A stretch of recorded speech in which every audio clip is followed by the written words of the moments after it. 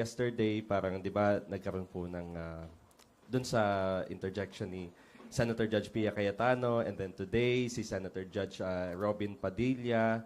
Kumusta po kayo, ma'am, after po nung nangyari po mga incidents involving the two senator judges? Of course, yung mga ganong interjections, that's part of the trial.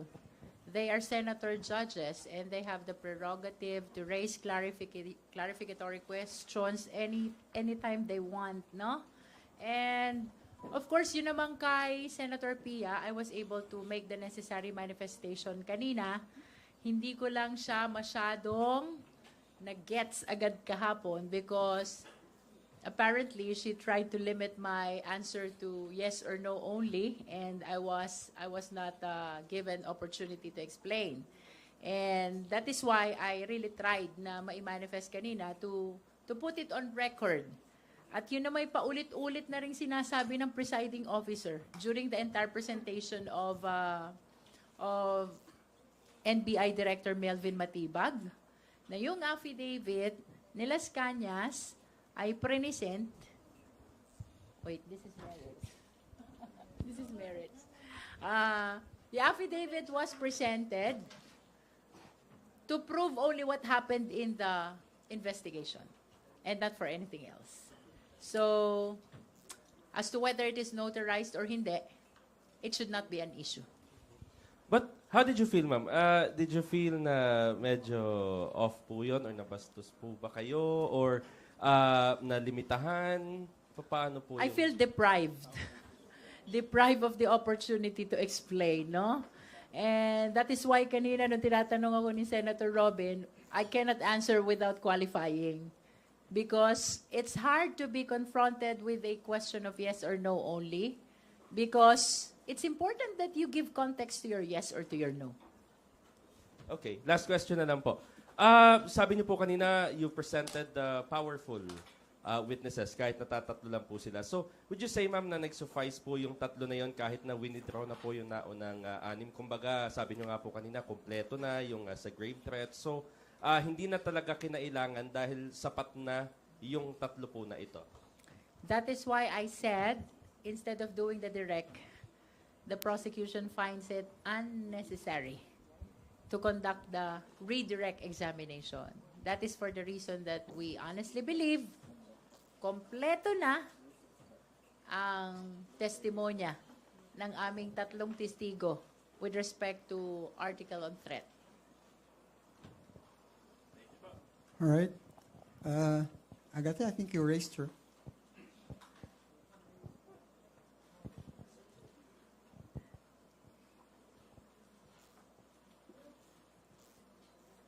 Hello po. My question po pertains to what the plan is after the presiding officer said Attorney Tolosa may want to reconsider the spokesperson role nga po and have someone who's not limited to the rules of the impeachment court instead po. We will bring that up with Attorney Jay Tolosa, no? And ever since naman, we are always deciding as a team, no? So we will be consulting each other as to the best action to take for Attorney Tolosa. But ultimately, of course, this will be his decision. And then may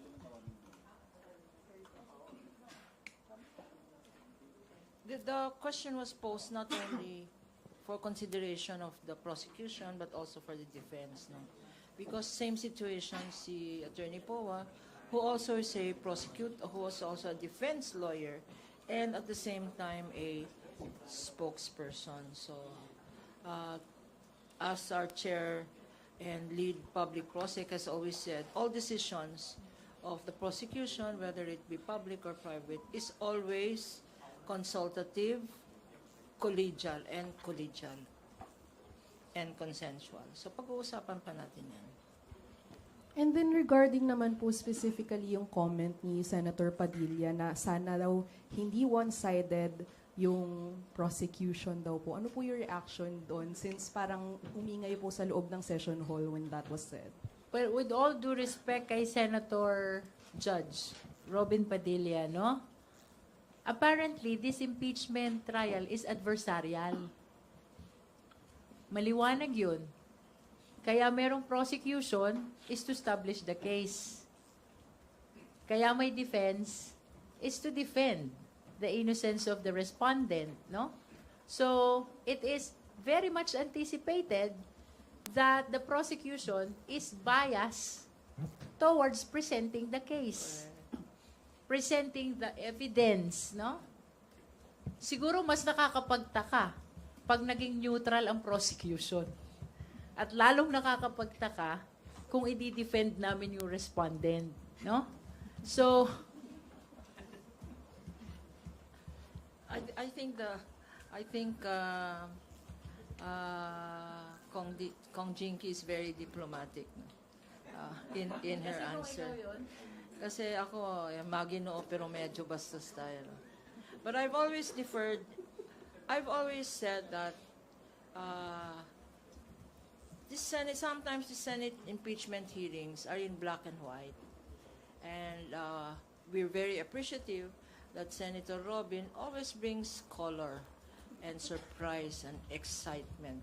It's as if, especially if he's the last one to manifest, nagigising po kaming lahat. Kanina talaga nagising kaming lahat. At pinagalitan pa kami sa front row. So may I use this opportunity to apologize to Senator Judge Robin. There was no intent to disrespect him. Kaya lang, syempre, pag lawyer ka at nasa litigation ka, i-emote ka mag-i-emote ka, no? Alam naman nila yung, hindi naman emote na drama, pero it is an instinctive reaction. There was really no intent to disrespect him when he said, lalong-lalo na yung mga nasa front row, nagtinginan kaming ganyan. Yung pala kami yun, nasa front row. So, Senator Robin, sabi mo, kaibigan tayo, forgive na lang. Hindi na kami uulit dyan. Pero, the prosecution really is for the prosecution. And the defense is for the defense. Hindi ba? Ganon. As we say, it is the nature of the beast. Senator Judge must be the one who is neutral. Okay. Yung siguro sinasabing dapat neutral, that applies to senator judges. Ang quote dyan, talbog rin sa inyo. Talbog sa inyo. Remind, I mean, if you're saying that to us, we're saying it back to you. It goes back to you. The issue of bias also. We're bouncing back the question back to you. That's tama ba is correct is talbog, no? So Ibalik lang natin doon sa tamang konteksto, no? Of course, with due courtesy to Senator Robin, nirirespeto naman natin yung kanyang pananaw na parang one-sided, no, ang prosecution. Pero ibalik natin, ang Kongreso ang siyang tumanggap ng impeachment complaint sang-ayon sa konstitusyon. Tiningnan kung may complaint ba kumpleto sa forma at may basihan at nakita at sinang-ayunan ng 257 congressman na isumiti yung articles of impeachment. Ibig sabihin, ang Kongreso na ngayon, ang prosecutor o yung magre-representa ng mga nagreklamo at sang-ayon doon sa mga nakitang pwede, may probable cause. Ngayon ay naiakyat iyan sa korte na ang Senado in this case. Dito naman sa korte, talagang bubuksan mo na ang lahat ng pruweba na ipapakita ng prosecution para i-confirm or sang-ayunan or tuldukan yung mga reklamo at patotohanan yung mga reklamo. Yung defense naman ay yung akusado kung saan, in its word itself, defense, dedepensa. Yan po ang sitwasyon. Ang neutral ay ang senator judges kasi kailangan nilang pakinggan, i-analyze, pag-aralan, pagdebatihan ang lahat na related sa kaso para magdesisyon. Hindi pwedeng maging biased ang senator judges, pero ang defense talagang ididepensahan nila ang akusado. Ang prosecutor naman ay siya ang magtutulak para i-prove na meron silang tamang kaso. Yan po ang sitwasyon. Siguro, baka nasobrahan ng galing, no, ng ating mga prosecutors, kakibat ang ating private volunteer prosecutors. Kasi syempre, nakita siguro ng ating isang senator judge, hindi lang siguro isa, baka nakita ng karamihan na talagang solid ang ebidensya, hindi pwedeng malihis, hindi pwedeng mahinto, kailangan ipagpatuloy at kailangang tuldukan.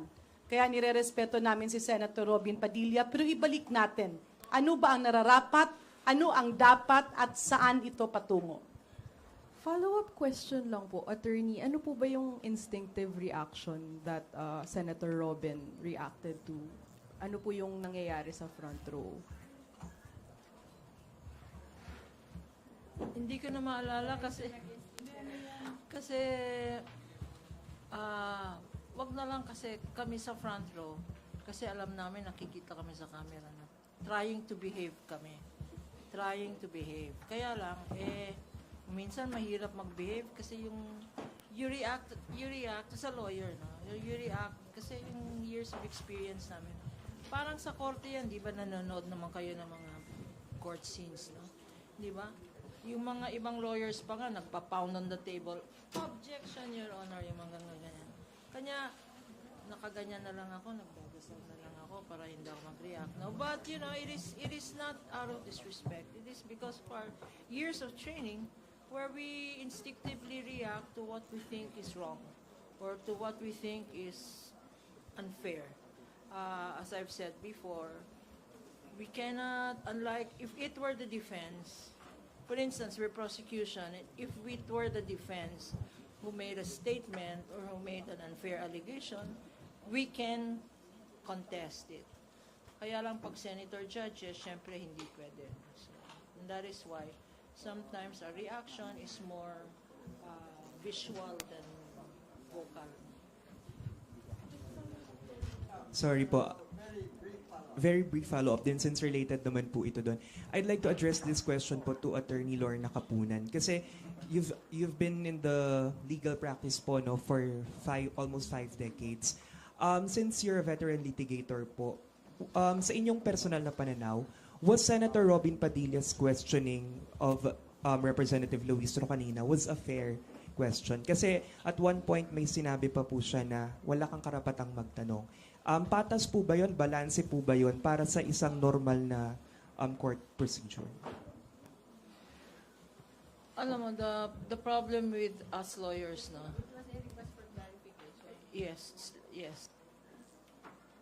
I didn't know exactly whether he was asking a question or he was manifesting. Kasi at one point, he was talking about the witnesses, our witnesses. And then suddenly, he was talking about the senators who have pending cases. That's why I tried to seek for clarification. Patas po ba yun, Attorney Kapunan? Let me just say this, no, as a general strategy, no. Alam nyo, sabi namin ng mga lawyers, if you are weak on the facts, argue on the laws. If you're weak on the facts and the law, go against the person. So, ang nangyayari po ngayon, sana, if there is a perception that we're very strong on the facts. That's why nagsishift sila sa law. But now that it seems that there's also weakness in the law, nagsishift na ang defense sa personalities, no? Attacking the credibility of our witnesses, attacking some persons who are not even our witnesses, like to say that they committed crime or they are not worthy to be, they're not credible, no? Merong ang inatake na cited for perjury na hindi naman naming witness. And when that failed, there was an attack on our earlier two witnesses saying that maniniwala ba kayo sa even the two earlier witnesses, no, who were credible and competent. The attack now was on their may conviction or may kaso and all that, which is why we very welcome the statement of Kong Jinky when she says they have been vetted and there are no pending cases or convictions against them.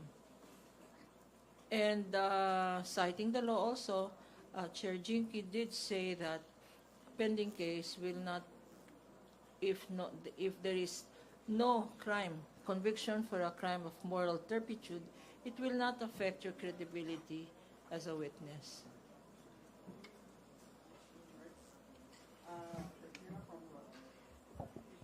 Good evening po, ma'ams. Regarding po dun sa, yun nga po, dapat ang senator judges yung neutrality, pero ang nakakitaan ng neutrality, pero nasa ikasyam na araw pa lang po tayo ng impeachment trial, nakikita na po natin na it seems like may nagde-defend sa Vice President justifying her acts against the sheriff, etc. Can we say at this point in time, mas difficult ma-attain yung conviction against the Vice President because of these biases na nakikita na po sa senator judges? Yeah. Personally, I don't think so. Kanya-kanyang style yan eh. Minsan, ginagawa ng isang judge yan para hindi siya mabasa. At yung mga katanungan naman nila, it can always be geared towards meron silang gustong i-attain or pwede rin na kunyari, hindi nila alam. Pero what they're doing is actually observing the body language of the witnesses and even the prosecutors. Kasi kitang-kita naman nila yan na kapag walang itinatago, lalong-lalo na yung ebidensya. So nananaig pa rin kami na solido ang ating Senado at ang impeachment court, whether they will give a verdict of guilty or not guilty, yun ay magiging sang-ayon sa pagpresenta ng mga dokumentong magbibigay, maglalatag ng ebidensya headed by our prosecutor, Jinky Luistro.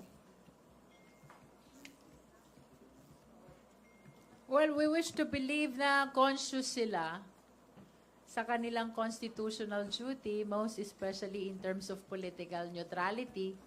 Sabihin na lang natin na yung mga manifestations and questions, although according to you, ay parang merong mga biases, no? Let us charge it perhaps to just being inquisitive.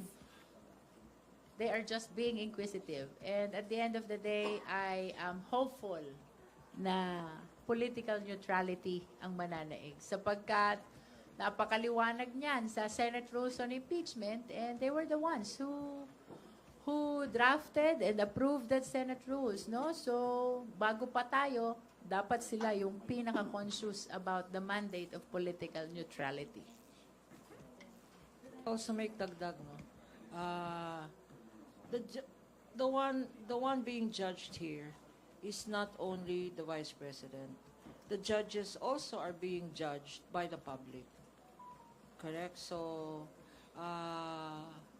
marami pong nanonood ng impeachment trial. Sabi namin, it is your right to information. It is an exercise your right of discernment. From the evidence presented in the impeachment court, from the questions and answers of the judges, of the witnesses, and for what the documents speak, no? And from that, discern the truth. Don't be dissuaded by what you perceive as any bias of judges, no? So this is also a good reminder at this stage na tapos na yung first article namin of impeachment, which is violation of the oath of office, culpable violation of the Constitution, high crime, and betrayal of public trust, fitness to run through grave threats and inciting to sedition. Although you judge what you saw. The public will judge what they have seen so far. They will also judge together with the case, the merits of the case. They will also judge the judges. So, reminder to, I guess, to the court that the public is out there watching you. Last na lang po on my part. Nakita po namin sa presentation nyo po nitong article na grave threats, naghati po ang private at public prosecutors sa pag-present at direct examination po ng witness. Will we be seeing that in the next articles of impeachment? Freestyle to. Freestyle, no? So wala namang kaming specific format na inobserve or fina-follow. It can be entirely private prosecutors so long as they are under the direct control and supervision of the public prosecutors. It can be entirely public prosecutors as well, no? Siguro, let's charge it to team effort regardless of kung sinong nakikita nyong tumatayo sa podium. Ultimately, effort yan ng buong impeachment team ng House.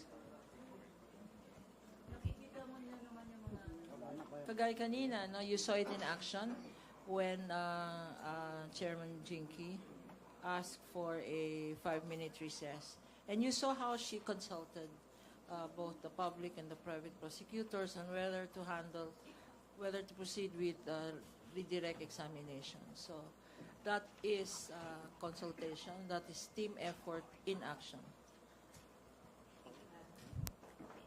Is that it, Rosalie? Okay, let's hear now from Dwight. Hello po. Ito ba? Good afternoon po. Ngayon pong tapos na po yung presentation of Article 4. If the voting takes place today on Article 4, how confident is the prosecution that you would get a conviction for this article?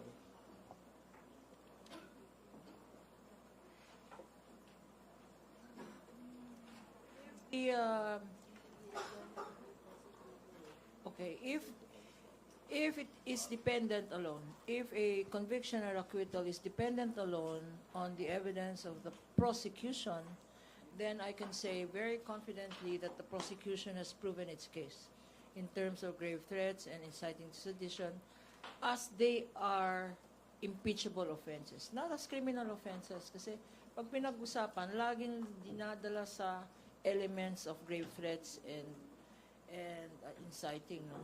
Hindi po, not as criminal cases, at violation of her oath of office, of her trust. No? So if it were only dependent on the prosecution's evidence, I think I'm certain of a conviction. But let us wait to hear. What is the defense? No? What is the defense of the defense? Kasi a case, to quote Senator Robin, the defense is for the defense. And the prosecution is not biased. We're really for the prosecution. So let's wait for what it will also depend on the absence of a defense. Kasi the absence of presence of kasi pag nakita natin yung pre-trial order, parang yung mga exhibits nila at saka yung mga witnesses nila, kapareho namin eh. That's why we're saying mirror image. Unless they have a surprise, it is almost predictable what their defense is. And they are banking on their belief that they don't need to present evidence if the prosecution has none. But as you can see, after 3 witnesses, matibay ang evidence ng prosecution. Hindi nga, ang sabi naman, hindi matibag si matibay. Mali. Okay. Kong's attorney, dun sa procedurally lang, dun sa Las Cañas affidavit, because if I remember, yung ini-insist kahapon ni Senator Pia is that the affidavit, number 1, is not notarized, and kung hindi siya public document, it also doesn't meet the standards of a private document, if I understood it correctly. Does it matter that it also doesn't meet the criteria of a private document for it to be presented at the impeachment court? It does not matter because it is being presented only as part of the testimony of the witness to substantiate what the witness said, that they considered that as part of their evaluation of pattern of violence of the respondent. As a matter of fact, we never claimed that that is notarized, no? So kung notarized man siya o hindi, original man o hindi, permado man o hindi, bagaman I state for the record, it's signed, no? It's not an issue. Because it is being presented as reiterated by the presiding officer, he allowed it as part of the testimony of the witness and as proof na talagang part siya ng investigation. That's all. Idagdag ko lang ng konti. Tingnan natin yung konteksto. Ang sinabi ni Director Matibag sa pattern of behavior, at isa nga sa kinote niya dito, yung affidavit ni Las Cañas. Sinabi niyang may affidavit kasi yun ay nasa record nila. Pero hindi niya sinabing nabusisi niya ito kung totoo ba ang lahat na nilalagay sa affidavit. In other words, hindi siya chismis kasi yung chismis nagbulong-bulong lang. Ito dito, ang binasihan niya, ano ba yung mga record? Ano yung mga papel na meron sa loob ng NBI office? At bilang direktor, tiningnan niya lahat ng papeles na ito at naisama nga doon yung affidavit ni Las Cañas. Doon tumuldok. Whether tinanggap yan, nakita natin tinanggap, now, kung totoo ba yan o papatunayan ba yan is another topic. Ang ini-establish lang ni Director Matibag doon is the pattern of behavior. Lastly po, reaction na lang patungkol dun sa bagong schedule ng impeachment trial because starting later next week ay umaga na siya, Wednesday next week. 10 a.m. to 3 p.m. That's correct. Parang from morning to afternoon.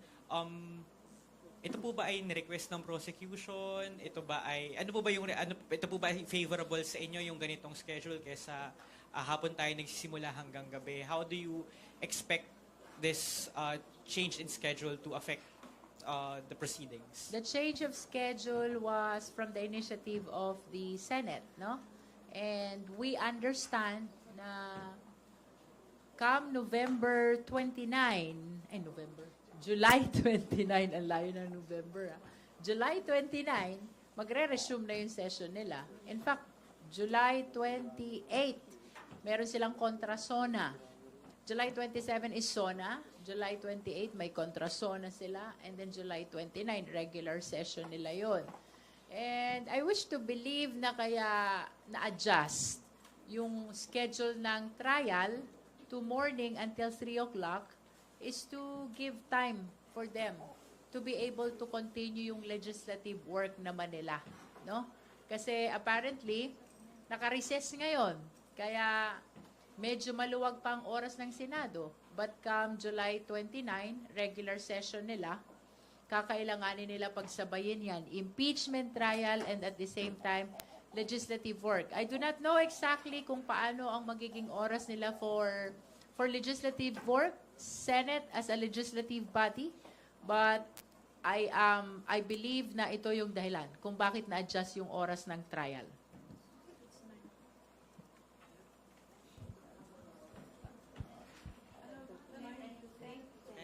Ten to 3 with lunch break. Parang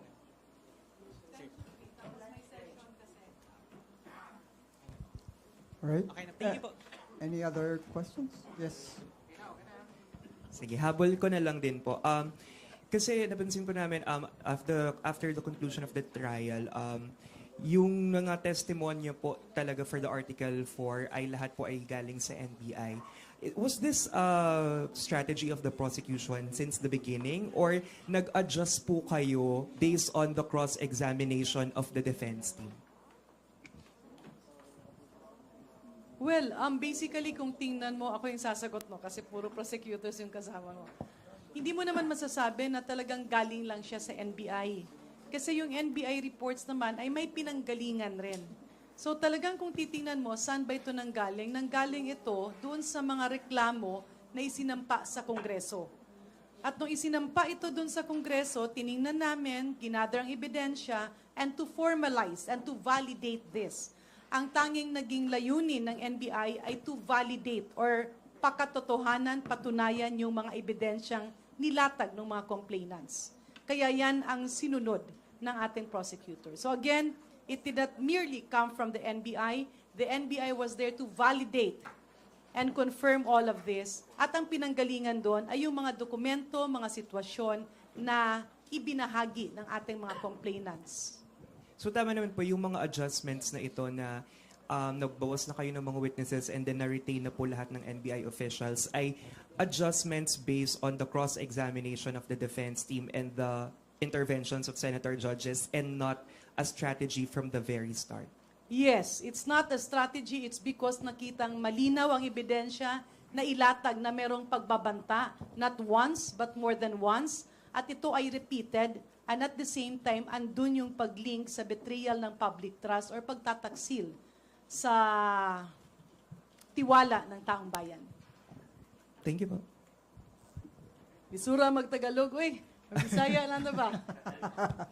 Anyway, no more questions?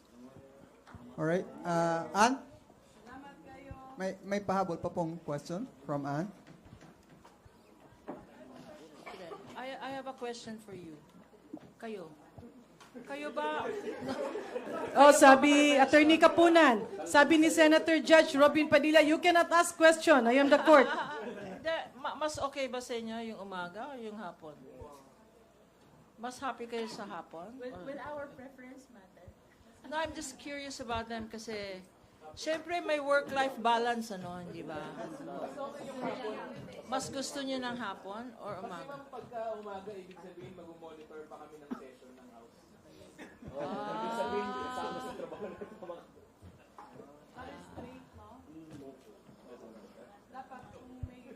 So better ang hapon sa inyo.